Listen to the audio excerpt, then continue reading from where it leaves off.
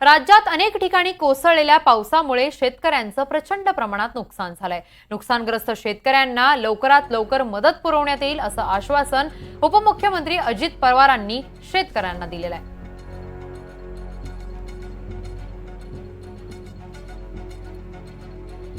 जास्तीचा पाऊस झाला आणि त्या पिकाला जेवढं पाणी पाहिजे होतं त्याच्यापेक्षा जास्त पाऊस पडल्यावर पाणी मिळालं, त्याच्यामुळे ती पिकं खराब झाली। काही ठिकाणी त्यांच्या मुळ्या कुजून गेल्या, काही ठिकाणी मोठ्या प्रमाणावर नदींना पूर आले, त्याच्यावर नदीच्या जवळच्या जमिनी खरडून गेल्या। काही काही बाबतीमध्ये ओढ्या नाल्यावरचे ब्रिजेस वाहून गेले, काही ठिकाणी नदीवरच्या ब्रिजेसची कामं चाललेली होती म्हणून साईडनं आपण तात्पुरते जायला नाळ्या टाकतो। अशा काही गोष्टी घडलेल्या आहेत, परंतु त्या दुरुस्त करण्याचं काम आणि त्याच्यातून पुन्हा ज्या शेतकऱ्याचं नुकसान झालेलं असेल त्याला पूर्णपणे पुन्हा उभं करण्याचं काम राज्य सरकारचं चाललेलं आहे।